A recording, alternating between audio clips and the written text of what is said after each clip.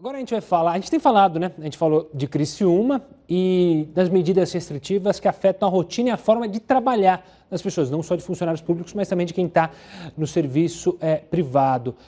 Você sabe quais são os seus direitos com essas mudanças? A gente vai conversar agora com a especialista em direito trabalhista, Taluana Alves.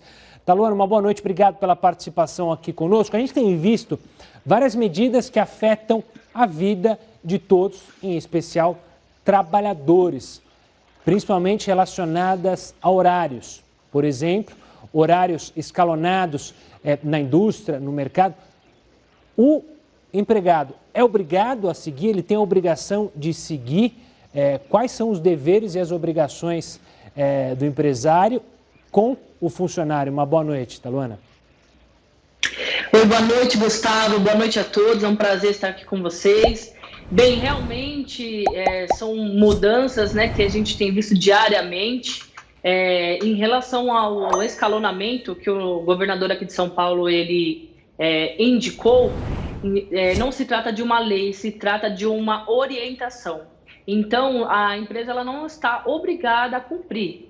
Mas nós estamos tratando muito com o bom senso, né? Então, vale muito a pena seguir sim o escalonamento, a orientação do governo, para que não haja esse tumulto dentro dos ônibus, dos metrôs e dos trens. E, Taluana, a gente, obviamente, tem acompanhado um número maior de casos, um número enorme de mortos, hoje foram mais de 2.700. No começo da pandemia, quando a gente batia ali 400, 300, várias empresas inseriram home office. Só que com o passar do tempo, elas obrigaram os trabalhadores a retornar aos escritórios. O trabalhador pode, num momento como esse, se sentindo acuado, se sentindo com medo por causa da pandemia, exigir a volta do home office ou ele é obrigado a seguir as orientações da empresa? Gustavo, a empresa ela tem o poder diretivo, ou seja, ela pode exigir a forma de que será trabalhada.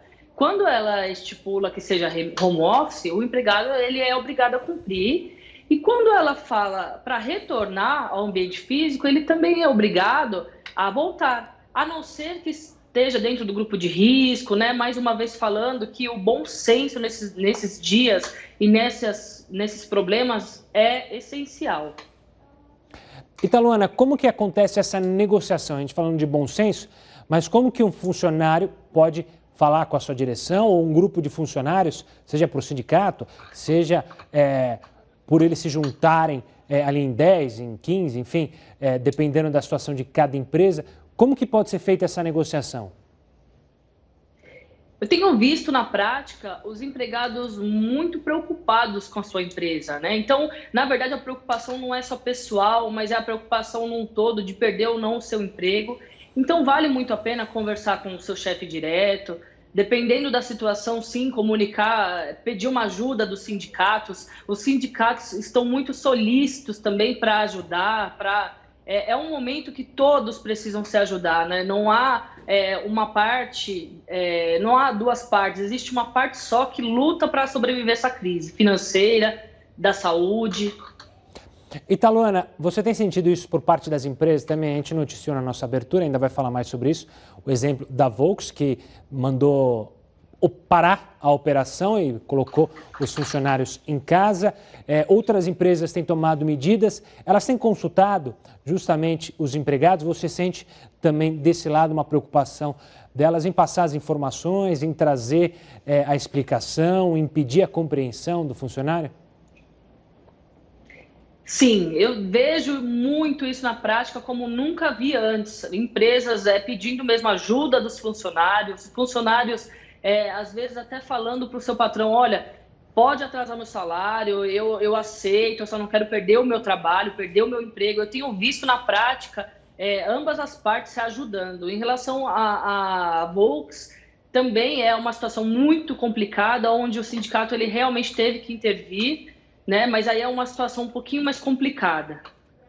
E, Taluana, a gente falou do funcionário, obviamente do empresário, da empresa e a Justiça do Trabalho. Quando começou a pandemia lá atrás, a gente imaginou uma judicialização enorme de várias questões relacionadas ao trabalho, por causa das demissões, das remunerações alteradas.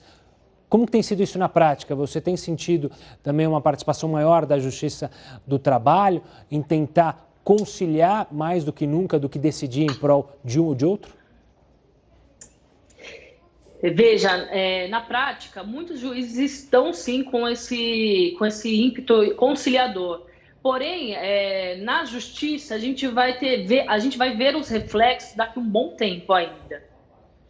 Tá certo. Alona Alves, obrigado pela participação aqui conosco no Jornal da Record News, falando sobre essas questões trabalhistas. Afinal, isso tem ocorrido muito. Um dos exemplos também de alterações provocadas pelo governo e que afetam a vida das empresas é, por exemplo, aqui em São Paulo, o rodízio, que foi alterado. Quem é de São Paulo sabe muito bem, o rodízio funcionava no horário de pico e agora ele funciona no horário da noite, ou seja, entre 8 da noite e 5 da manhã. Justamente horário de muitas pessoas que trabalham. E aí como essas pessoas vão voltar para casa ou como elas poderão ir ao trabalho sem ter medo de tomar multa. Enfim, isso será decidido tanto entre funcionários, empresas, e a gente, claro, segue acompanhando. Como a Tolona falou, há o risco de uma judicialização enorme em relação aos trabalhos e há a preocupação tanto de empresários em manter viva a empresa, e para manter viva ela precisa ter funcionário, quanto dos funcionários